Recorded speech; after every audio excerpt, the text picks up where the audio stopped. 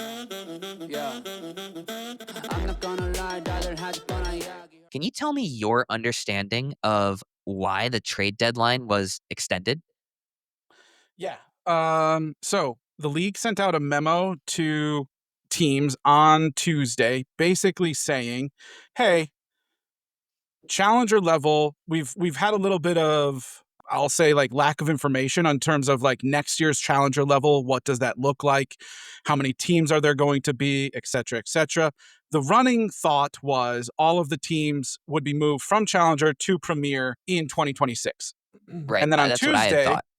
yeah. So that everybody was kind of on the same page, but there was no like, it wasn't written anywhere or anything like that. So, long story short, Tuesday comes along and the league announces only one team from Challenger is going to move up from Challenger to Premier.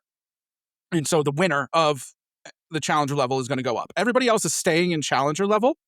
And so the guys with which the trade deadline was extended was to allow for those challenger level teams to make more decisions based on the new news that they may not have as much of a chance in terms of getting to premier level.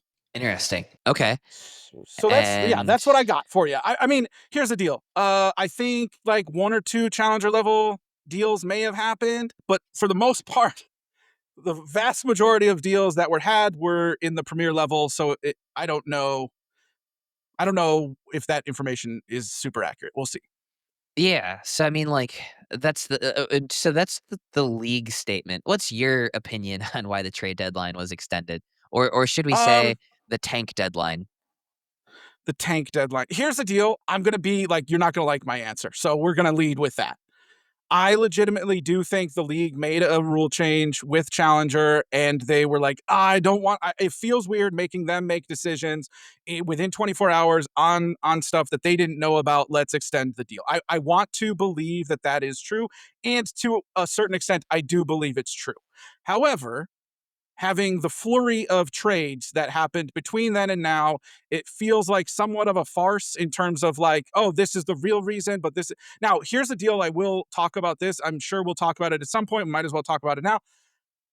My sources tell me if the trade deadline were to have stayed the same, I still think the Ben deal gets done. It may not have been the same deal. It may have been a little bit of a different deal, or it may have been the same deal, but I do think they were ready to get it done. And then once the trade deadline was extended, they had a little more time to make sure everybody felt great about it before Saturday. Now, all these other nonsensical trades with seems like musical chairs at this point definitely were not getting done. So that's my take on it. What's your take? Yeah, I mean, I would love to believe that this was getting done, and here, like, supporting that, this trade had to have for the Ben Johns trade had to have been in the works before the trade deadline. It just makes it look bad that the deadline was moved, and then Tom's Dundon's team, the Hogs, ended up with a fire sale of every player on their team afterwards. That's Yeah. just a atrocious look, but I uh, I wish they would have just done it before the original trade deadline, and then we could have avoided that speculation, but we have to, like, it's hard to not speculate about that the trade deadline was moved, and then a trade involved Connor, Tom, Ben Johns, and the Mad Drops. Like, it's just a regardless so, back when I was an auditor, we had to be impartial in both fact and appearance, right, to avoid any sort of deal. They could very well be impartial on this in fact, but they blew Yeah. the appearance, which makes Agreed. it tough to sort of give that benefit of the doubt. And then, the flash sale that occurred afterwards of the with the Hogs eliminating their entire roster. What's their starting lineup at this point? It's Ava Ignatowicz, Oh, I Craig knew you were going to Johnson. ask me. Okay, who do you have? Maybe I can fill in the pieces. We'll get to that. We'll get to that. I don't want to get Okay, too off topic. okay. So yeah, I agree with you. I do think in actuality, I think it was fine, but the perception is not great. Like I'll get, for example, you guys traded for No Way.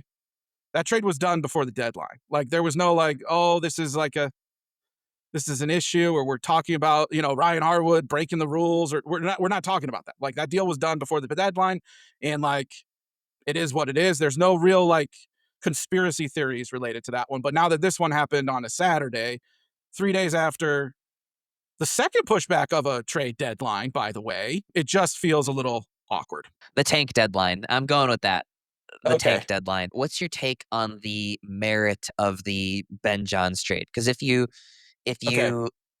eliminate, like we were taught to do or simplify as we were taught to do in math class, basically Mad Drops traded Brandon French and cash for Ben Johns. Is the general outcome of that simplified trade between the two of those Yeah, teams. that's the simplest version of that possible. It's way more complicated than that, but yes, I would agree with that. General take, good thing, bad thing, despite like not talking about the trade deadline, moving, all that, not good. General thoughts of Ben Johns to the Mad Drops and whether it's good or bad for the league. Okay, few thoughts. I have a lot of I'm going to ramble is what's going to happen here. So I'm full warning to everybody involved. First and foremost, LA was in a bad spot, right? Like through no fault of their own, the league I guess you could say Wang Yung put them in a bad spot. The league put them in a bad spot. It's not like they wanted Wang Yung to have his contract terminated. So then LA is scrambling, trying to find a top level guy to pair with their already very good team to see if they can make a run at this. So I would think if I was in LA's shoes, I don't know, maybe going after the disgruntled best player in the world who hasn't played well for a team that has been not great would be a good option to go after. So I understand LA going after him. I know that, so I'm sure they went after others. I don't know who, but I'm very confident they were asking about other top level guys. Let's talk about the actual trade for a second, because I think this is going a little under the radar. First and foremost, it's a 3-team trade, but I need to point out why it's a 3-team trade. This did not need to be a 3-team trade. So first and foremost, Ben and Etta were traded to LA for cash. That's the first part of this. And I need to be clear on this because it was both Ben and Etta. Now, we all know the $200,000 trade limit is per player or per transaction. So with Etta involved, LA was able to send much, much more than 200,000 to LA. I'm assuming it's 400 or very close to 400,000. That's just an assumption. I have no sources. No one find me. I don't know, but that's the assumption I'm making. We're close to 400 there for Ben. So this was a creative way to get Carolina up to $400,000. I do believe that the dollar amount is somewhere actually near the $400,000 mark. And here's the other reason it had to be a 3-way trade. Utah could have just traded with LA for Etta. The problem is then Carolina would not have gotten the dollars from LA for both. So LA sends a ton of money to Carolina. Then Utah sends whatever they sent for Etta to LA to make up a little bit of the money that they sent to Carolina. Hope that makes sense. But it had to be a 3-way deal to ensure that Carolina got as much money for Ben Johns as possible. None of that makes sense, Tice, but Okay, I think that's as good of an explanation as we're going to get. It was French and a bunch of cash for Ben Johns, essentially, and somewhere or another, Etta and Donna got thrown around in there. If you're looking for a chill way to wind down after your rec game, listen up. Cycling Frog is giving away its best-selling THC seltzers for free. All you have to do is pay $2 for shipping. They're fruit-forward, taste great, and they're perfect for a post-game cool-down or just hanging out with friends. So grab your free can now by clicking the link in the description box. You're not going to want to miss this.